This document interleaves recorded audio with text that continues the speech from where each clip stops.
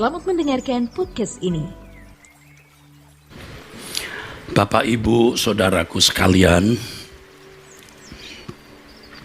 saya mengingatkan kepada semua kita, juga saya mengingatkan kepada diri saya sendiri, bahwa suatu hari cepat atau lambat, bisa malam ini, bisa besok pagi, bisa lusa, bisa kapan saja, kita berhadapan dengan Allah.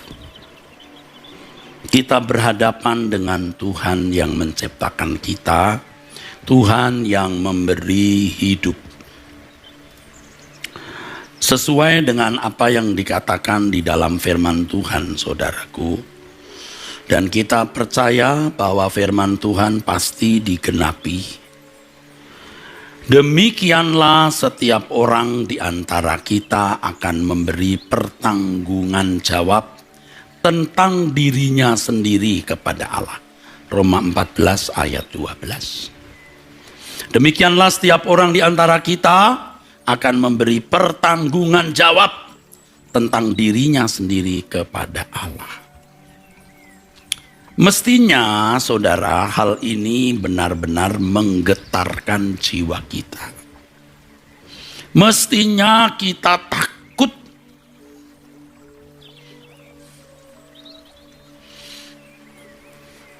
Tapi herannya, saudara, orang dipanggil polisi ya, itu bisa tidak tidur semalaman kalau ada kasus. Apalagi kalau sudah tertangkap oleh KPK. Orang lebih takut polisi, lebih takut KPK, lebih takut hakim, jaksa, daripada takut akan Allah. Itu fakta, berarti orang lebih menghormati manusia daripada menghormati Allah. Itu bukan hanya terjadi di luar tembok gereja, tapi juga atas orang-orang Kristen, bahkan rohaniwannya. Oleh sebab itu saya mengingatkan kepada semua saudara dan saya sendiri bahwa kita pasti akan menghadap Tuhan. Pasti. Maka saudara, cobalah saudara di rumah sekali-kali atau kalau bisa seringkali mengadakan semacam simulasi. Peragaan suatu keadaan seakan-akan itu benar-benar terjadi. Bayangkan saudara ada di hadapan Allah Bapa. Hal itu kita bisa lakukan terutama saat teduh, waktu kita menyediakan diri menghadap Tuhan pada jam doa kita. Dan itu saat yang benar-benar tepat kondusif ya. Menciptakan suasana di mana kita seakan-akan sedang ada di hadapan pengadilan Allah. Dan memang kita sedang ada di hadapan Allah. Lalu apa yang saudara harapkan diucapkan oleh Tuhan? Apa yang saudara harapkan diucapkan oleh Tuhan? Apa yang saudara harapkan nilai hasil dari perjalanan hidup saudara, di mana saudara harus memberi pertanggungan jawab itu? Jangan berkata, itu urusan nanti. Itu urusan nanti. Itu ceroboh sekali, saudara. Ceroboh sekali. Itu mengerikan, saudaraku, mengerikan.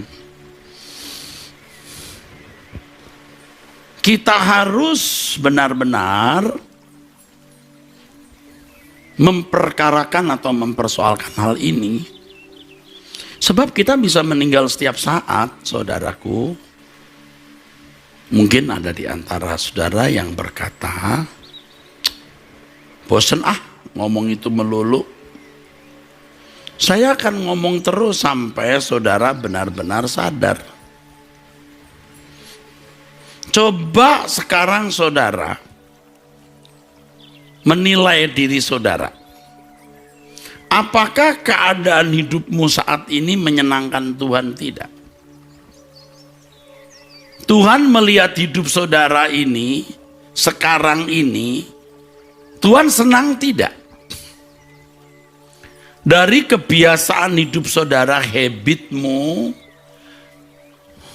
atau hari ini coba saudara tengok, saudara lihat hidup saudara hari ini menyenangkan Tuhan ke tidak? Plus kemarin, plus 2 hari yang lalu, minggu ini, bulan ini, tahun ini, apakah kita sudah menjalani hidup yang itu menyenangkan Tuhan? Jadi kalau matahari terbit di ufuk timur, Tuhan pun menantikan action kita, aksi kita, tindakan kita, perilaku kita yang bisa menyenangkan hati Tuhan dan menjadi penghiburan di hati Bapa di tengah-tengah fasiknya dunia sekarang, saudara.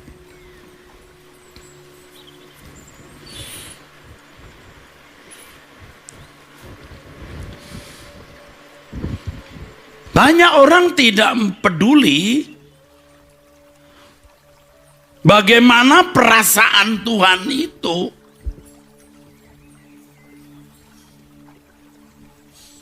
Ini mengerikan, saudaraku, benar-benar mengerikan. Kalau saudara menganggap ini bukan hal yang mengerikan, itu ceroboh, saudara. Ya. Saya mengajak kita untuk sadar ya. Setiap kata yang kita ucapkan, setiap kalimat yang kita ucapkan, kumpulan kalimat jadi narasi kita menyenangkan Tuhan atau tidak, saudaraku. Perilaku tindakan kita menyenangkan Tuhan atau tidak. Coba nilai dulu dirimu sendiri ya. Saya juga menilai diri saya sendiri. Ya, apakah sudah menyenangkan Tuhan atau tidak? Saudara yang sekolah pasti tahu ya, apa artinya ingin punya nilai baik. Apalagi yang berambisi mendapatkan ranking ya, kalau bisa ranking 1 ya. Waktu mengumpulkan bank soal, ia berusaha untuk bisa menjawab semua pertanyaan dalam buku bank soal itu. Kalau itu matematik, ia berusaha untuk bisa menyelesaikan semua pertanyaan, semua soal dalam bank soal tersebut. Ya.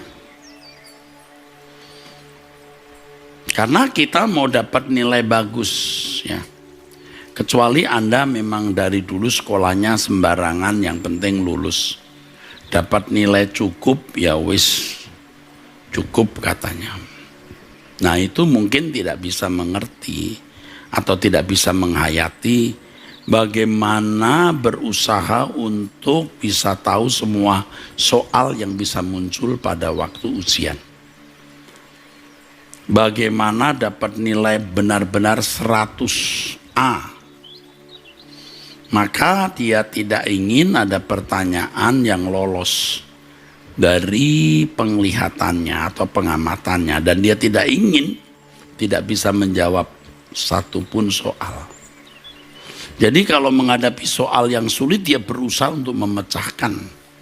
Bukan mengatakan, ya mudah-mudahan soal yang satu ini tidak keluar. Karena saya tidak bisa menjawab. Saudara tahu bahwa Tuhan tidak pernah memberikan soal yang tidak bisa dijawab. Kalau Anda tidak bisa menjawab soal yang Tuhan berikan, itu karena saudara memang tidak taat, tidak mau tunduk, tidak menghormati Allah secara patut. Jadi jangan saudara berkata, yang ini tidak bisa kulakukan, saya tidak bisa. Kalimat lain yang senada begini, saya sih terus terang ya masih duniawi. Terus, ya masih duniawi. Terus, ya masih duniawi lah.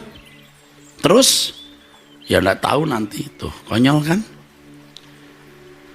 Kalau soal duit, Anda enggak, ntar entah gimana. Loh, saudara mau punya duit sekarang juga, kalau bisa hari ini sudah masuk di bank supaya aman dan nyaman. Anda kan nggak bisa berkata, ya pokoknya begitu aja deh, nggak punya rumah, nggak punya mobil, nggak punya duit, terserah. Nggak kan, pada umumnya orang mau memiliki dan dalam kepastian memilikinya. Mengapa untuk berkeadaan menyenangkan Tuhan itu tidak menjadi kepastian? Nih saya beritahu saudara. Kalau saudara benar-benar ingin memiliki kepastiannya, menyenangkan hati Tuhan, kesalahan kecil pun akan saudara kenali. Dan kalau sampai saudara berbuat salah, itu jiwa Anda terganggu, syok. Itu pukulan.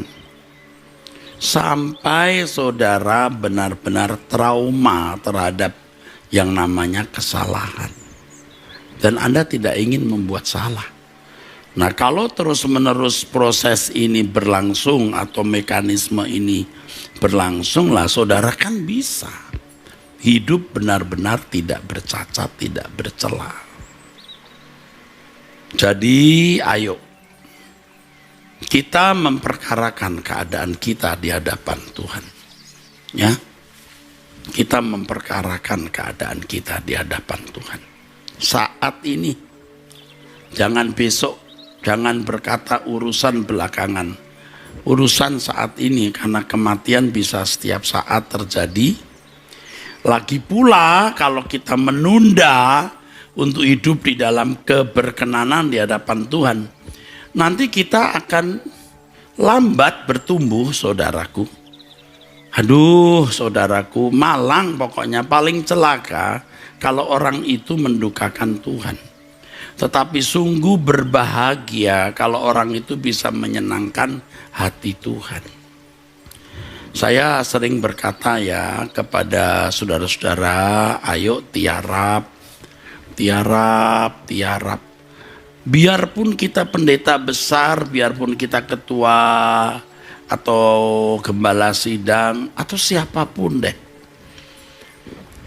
Tiarap. Coba periksa dirimu kalau menghadap Tuhan, kamu itu, aku ini sudah memuaskan Tuhan belum? Itu maksudnya. Jangan umyak, apa itu umyak? Ribut untuk hal-hal yang tidak perlu. Sudah, kita simpel saja, periksa diri. Aku ini di hadapan Tuhan itu indah enggak? Itu loh saudara, saya sih juga, lama-lama juga saya cuman mau berkenan saja saudaraku. Bener. Ya, kalau dulu masih ada ambisi lah, senang punya gelar, senang jadi pemimpin, didaulat, duduk di depan, pukul gong atau apa, wow keren. Sekarang kita sudah tidak ingin, tidak mau lagi ya mengingini hal-hal duniawi itu. Apalagi dengan COVID-19 ini orang bisa mati mendadak, mati dengan lebih cepat. Ya bukan ngancam ya saudara, tapi ini mestinya bisa menjadi sedikit pemicu kita untuk lebih berjaga-jaga. Saudara, tiarap itu begitu. Dan ini bukan hanya untuk orang-orang tua, untuk bapak ibu, orang-orang muda juga ayo. Sebab kalau kamu tidak sejak muda memperkarakan hal ini, kamu makin hari makin keras hati. Aduh, jadi serosis itu, batinmu itu mengeras. Sampai kamu tidak bisa diubah lagi. Berbahagialah orang-orang muda yang sejak muda itu benar-benar mau menjadi orang yang berkenan, saudaraku. Jangan hanya nyanyi, aku mau berkenan Tuhan, berkenan di hadapanmu Tuhan. Untung Tuhan gak tabok mulutmu. Ngomong doang, tapi tidak bergumul dengan sungguh-sungguh. Kalau dulu bangsa Israel salah langsung digebrak oleh Tuhan, dihukum. Tapi di zaman perjanjian baru, orang mau maki-maki Tuhan, mau munafik, mau berbuat dosa di balik pintu atau di balik korden, Tuhan seakan-akan diam, aman-aman saja kelihatannya. Tapi ada perhitungannya nanti di kekekalan. Itu yang mestinya membuat kita lebih takut, saudara. Itulah sebabnya di dalam firman Tuhan tadi, bahwa kita harus memberi pertanggungan jawab tentang diri sendiri kepada Allah, dirimu sendiri. Dan saya mengajak semua jemaat, ayo, ya, periksa dirimu, ya. Jangan bergantung kepada manusia, kepada pendeta atau siapapun. Saudara harus menemui Tuhan, membuka diri, memeriksakan diri di hadapan Tuhan, saudaraku. Coba, seperti yang tadi saya katakan kepada saudara, sekarang ini keadaan atau kondisi hidup saudara ini sudah menyenangkan Tuhan belum? Ayo, pasti nanti jawabnya itu yang paling aman itu proses. Ya, saya bukan menyangkal adanya proses. Ada proses, betul. Tetapi saudaraku, apakah Anda melihat progres? Jangan hanya bicara proses tapi tidak melihat progres. Ada progres nggak?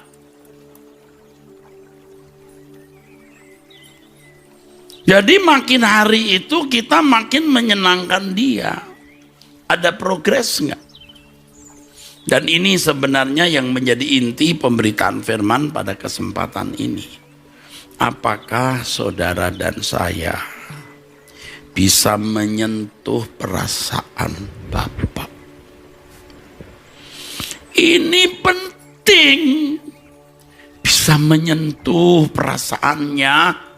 Waktu kita ucapkan satu kata yang salah, nyut kita berasa. Apalagi kita berbuat dosa. Wow, berasa, saudara.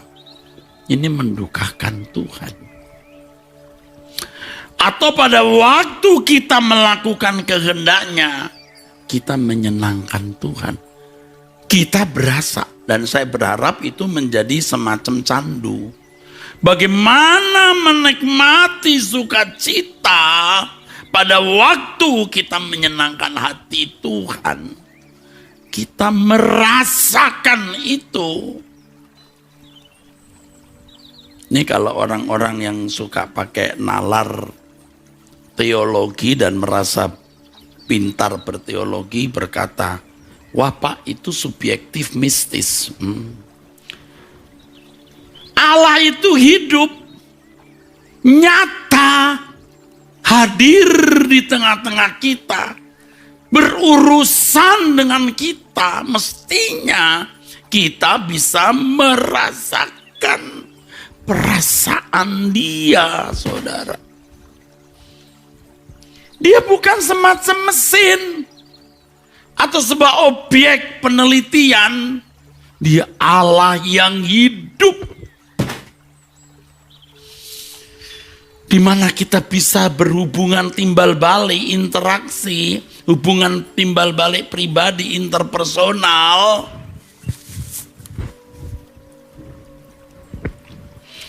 Mesti kita bisa merasakan perasaannya.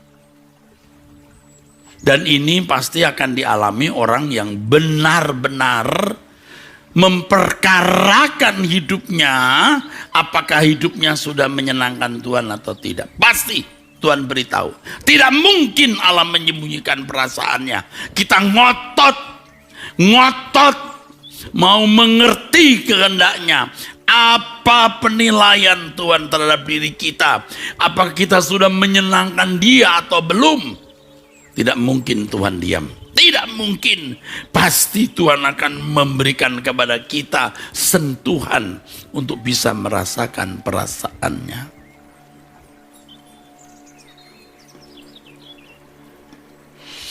Dan saya beritahu kalau saudara sungguh-sungguh mau memperkarakan hal ini, Tuhan pasti memberikan saudaraku sentuhan perasaannya. Tapi kalau saudara memang tidak mau memperkarakan hal ini, ya tidak mungkin saudara bisa merasakan perasaannya. Nanti ini ya, ini di luar konteks pembahasan, Anda bisa melihat penderitaan orang, beban Tuhan terhadap pekerjaannya di suatu daerah atas orang-orang tertentu, baru kita bisa mendapatkan misi-misi khusus Tuhan. Jadi bukan ikut-ikutan, orang buat apa kita buat apa, orang buat begitu kita buat begitu. Kita perkarakan apakah Tuhan menghendaki kita berbuat itu, saudara.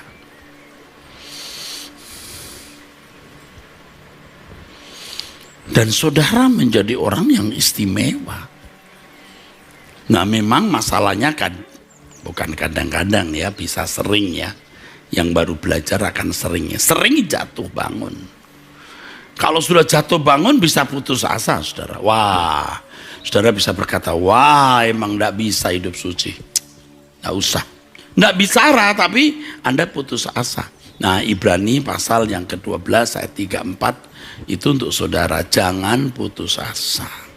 Dalam pergumulan kamu melawan dosa, kamu belum sampai mencucurkan darah, belum all out. Ayo lagi. All out itu bukan hanya ngotot, tapi juga tekun. Udah ngotot salah lagi, ulangi, jalani, jangan buat salah lagi. Kita ulangi, salah lagi, ulangi, jangan buat salah. Tekun.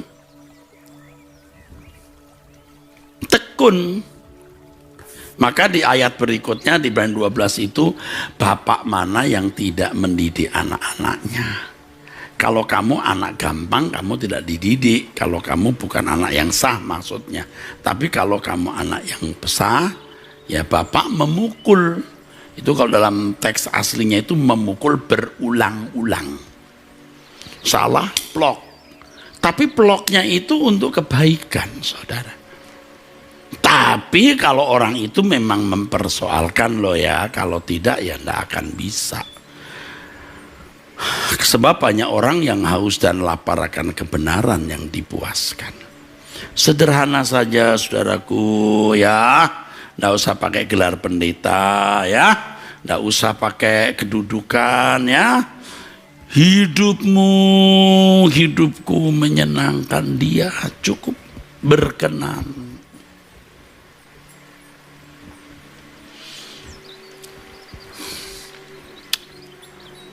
Jadi sejak beberapa waktu lampau saya makin menyadari bahwa pelayanan yang sesungguhnya itu melayani perasaan Bapa, sebab aku hidup bagimu sepenuhnya. Nah kalau kita memiliki hidup seperti ini,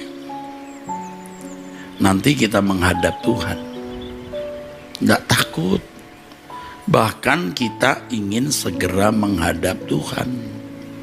Makanya kalau saya tidak ingin segera menghadap Tuhan, rasa-rasanya saya tidak ingin menghadap Tuhan. Itu biasanya ada kesenangan apa gitu dalam hidup saya. Atau kalau saya punya salah, wah saya takut, tapi biasanya tidak akan tahan. Artinya kesalahan tidak akan tahan ya di dalam diri saya, karena itu menyiksa. Biasanya terus saya selesaikan segera. Saya mengatakan ini bukan mau tebar pesona, saya memberi contoh agar Anda bisa melakukan hal yang sama yang saya tahu ini memberkati saudaraku, memberkati.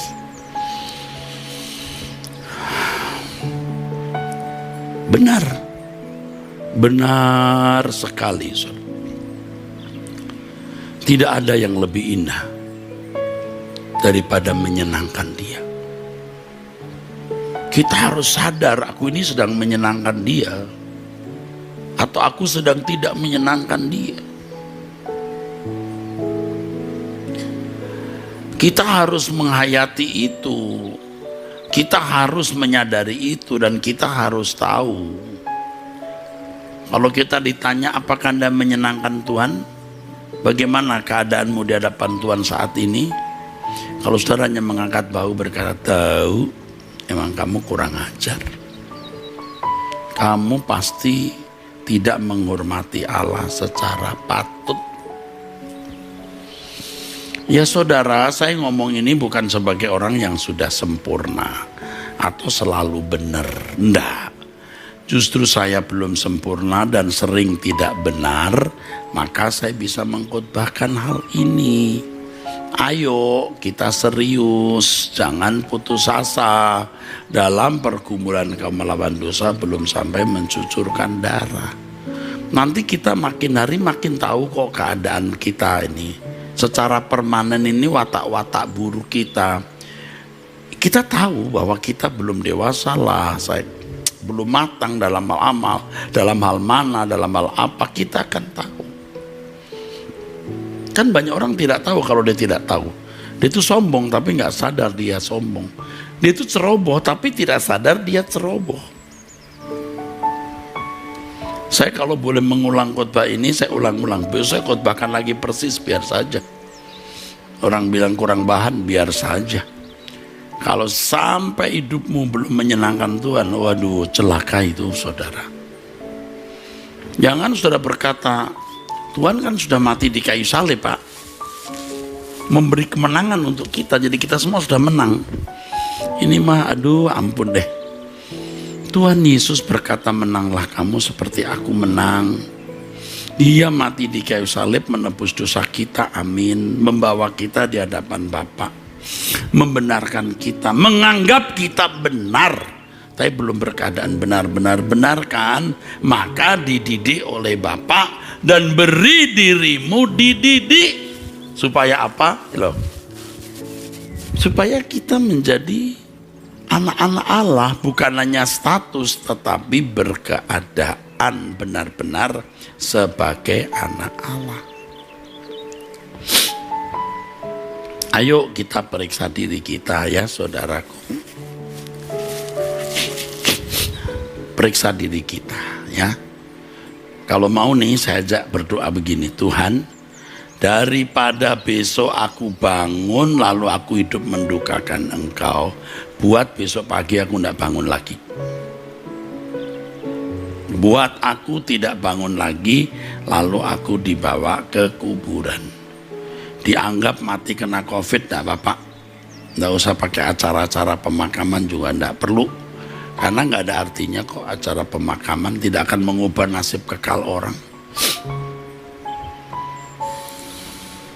Makanya kalau ada orang-orang belagu itu ya entah karena dia kaya, entah dia punya relasi pejabat, punya gelar, gak ngerti deh saudaraku. Udah kita ndak usah ikut-ikutan begitu. Kita orang-orang miskin, orang-orang yang tidak bernilai di mata manusia. Orang Jawa bilang orang bejaji, tidak ada nilai, ndak apa-apa. Tapi di hadapan Tuhan kita bernilai. Di hadapan Tuhan kita bernilai, saudaraku.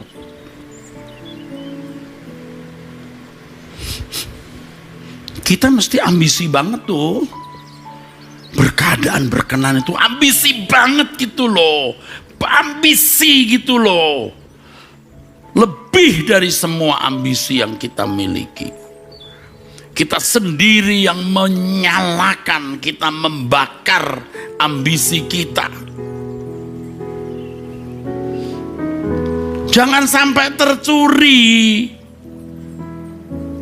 terarah kepada kesenangan dunia, gelar, pangkat, kekayaan, kedudukan, dan lain-lain. Tolong jangan.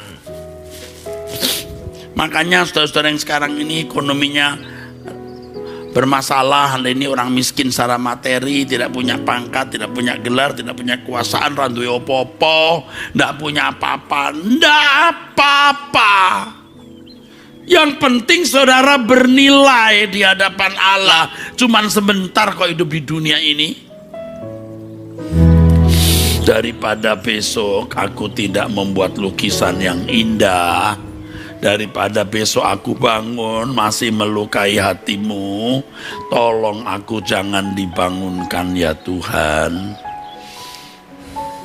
Biar dianggap mati COVID tanpa upacara, dibawa ke kuburan wis ra opo-opo, nggak apa-apa.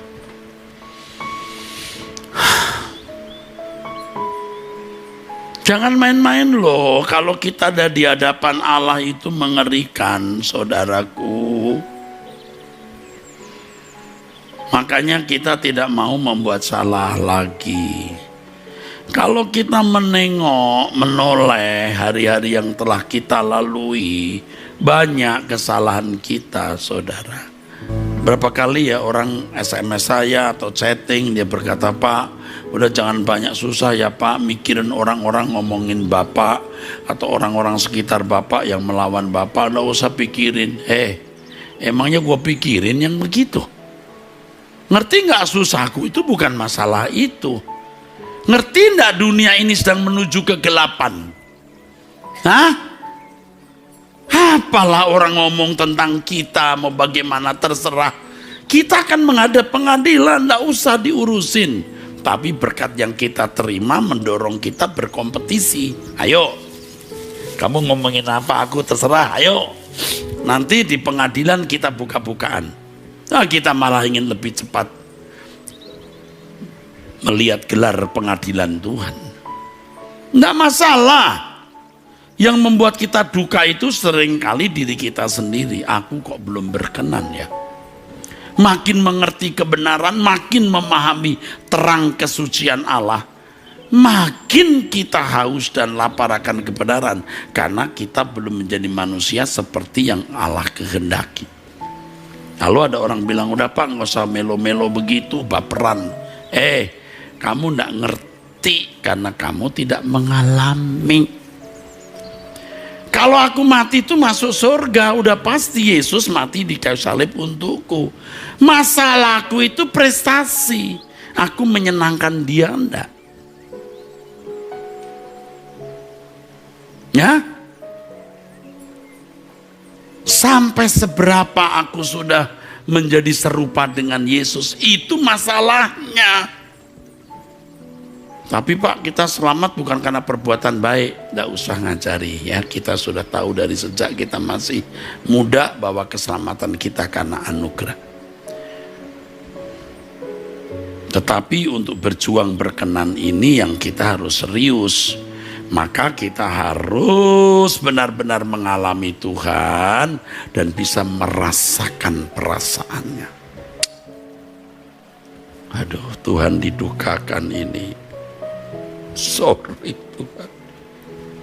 Atau Tuhan suka. Haleluya, Tuhan senang.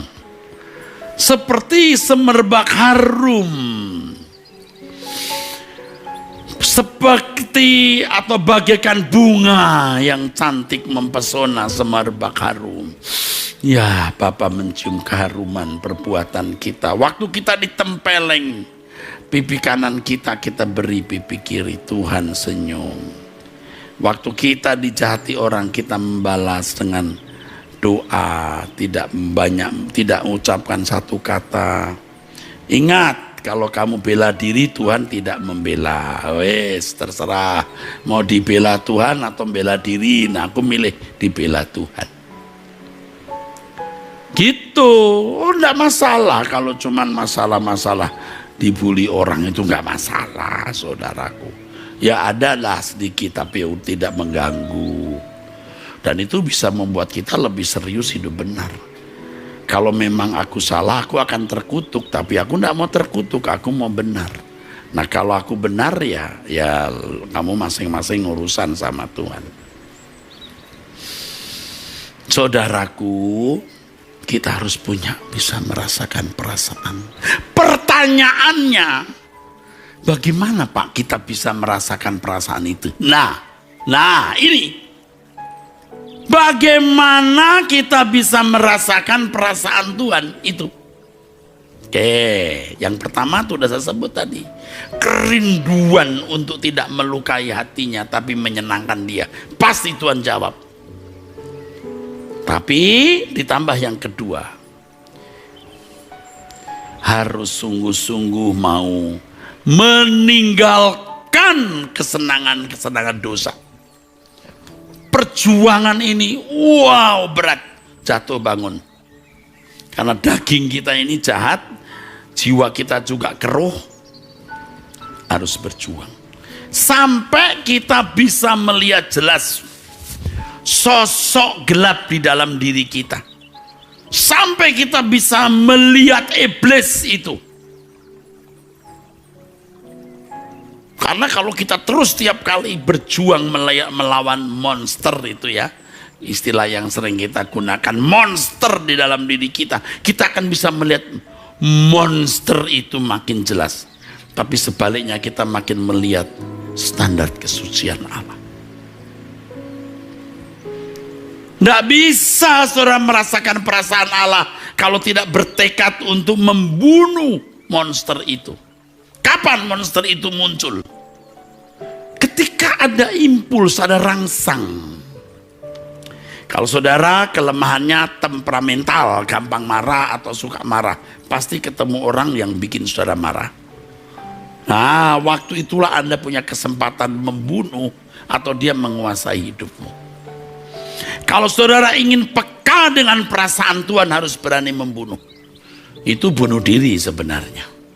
Kelemahan saudara misalnya zina. Anda pasti punya kesempatan itu, pasti ada. Nah, waktu punya kesempatan itu gimana kita? Monsternya keluar. Kalau nggak ada kesempatan itu nggak muncul. Makanya jangan Anda pikir orang itu benar sebelum dia punya kesempatan. Orang kelihatannya jujur, belum lihat duit. Lihat duit juga jumlahnya kecil. Kalau jumlahnya besar, nyolong. Bisa. Kelemahanmu apa? Mencuri, tidak jujur. Beri kesempatan, ada kesempatan nyolong. Nah, monsternya muncul. Nah, sering jatuh juga. Aduh, kenapa aku tidak jujur? Sombong, pasti ada kesempatan sombong. Jatuh juga. Aduh, kenapa jatuh? Udah salah kan? Minta ampun. Ya, Tuhan pasti mengampuni. Dia mati untuk memikul dosa kita kok. Selesai. Tapi kodrat itu belum selesai. Masih ada. Muncul lagi kesempatan. Ada lagi kesempatan untuk sombong. Iya, mau sombong kan? Bunuh. Nah, 2, 3. Bagaimana punya perasaan peka terhadap perasaan Allah? Kalau kesukaan kita adalah Tuhan. Maksa dulu memang. Engkau kebahagiaanku Tuhan. Maksa dulu. Dulu saya tuh nggak doyan kepiting. So. Bener. Kalau ada fuyung hai ya, yang ada kepiting, saya nggak makan. Waktu kecil, ada kepiting. Nggak mau. Tapi istri saya ini orang dari keluarga dari Bangka. Memang lahir di Jakarta. Dari Pulau Bangka ya, bukan Tua Bangka. Dari Pulau Bangka. Waktu itu masih muda dong, sekarang udah mulai tua. Hobinya itu ya pada umumnya lah. Kita ini orang-orang Tionghoa yang suka dengan seafood. Maunya kepiting. Kerang rebus. Kerang saya ndak doyan sama sekali. Kenapa? Waktu kecil halaman rumah saya besar, ada banyak pohon pisang, banyak bekicot. Lihat kerang itu saya ingat bekicot yang meler itu. Tapi ya waktu itu kita pacaran ya, dia makan kerang. Kan ada restoran yang kerang kepiting direbus, dia cungkil gini. Tapi kan ya saya harus berusaha untuk menyukai yang dia sukai. Ya, dia duduk, dia makan, aduh. Ya saya nyanyi begini, siapa yang duduk di sana, akulah pendukungmu. Saya akhirnya juga ikut makan kepiting. Cocok. Makan kepiting, makan kerang. Lama-lama bisa. Sekarang bisa, saya ngomong begini bukan supaya Anda kirim kepiting ke rumah. Sudahlah ya, saya sudah tua, makan tidak boleh banyak. Bisa makan kepiting, kerang, bisa. Dibiasakan.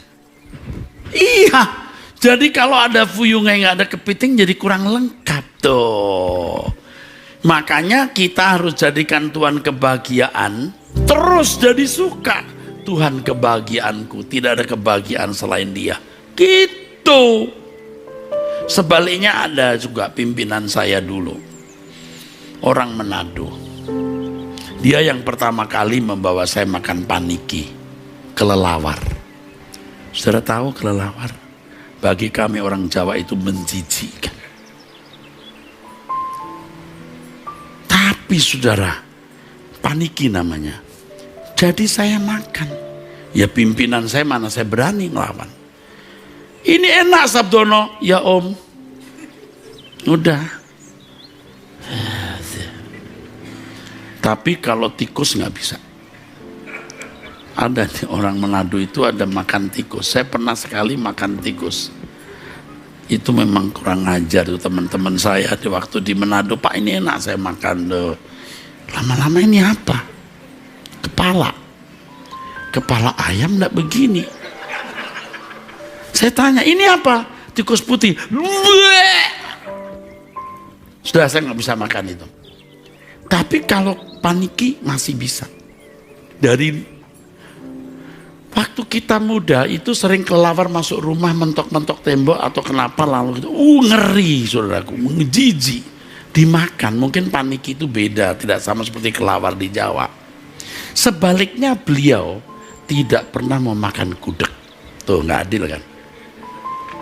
Dia bilang, Sabdono, ya Om, ini sayur busuk. Hah? Loh, gudeg memang dibuat agak kayak busuk itu. Aduh Om, ini ya Om ya, kalau kita orang Jawa ya, belum makan gudeg itu raiso ngomong Jawa. Mboten sakit. Mesti gudeg dulu baru bisa medok. What do you do? I'm going to Bogor. Baru bisa medok gitu. Bisa kita makan, bisa. Tuhan kebahagiaanku yang lain tidak. Lama-lama hanya Engkau kebahagiaanku Isa. Ya. Untuk itu rasakan cinta terbangun dari biasa. Witing tresno jalaran saka kulino. Cinta terbangun karena kebiasaan bersama. Tiap pagi doa jam 5, cintamu akan membara untuk Tuhan. Amin.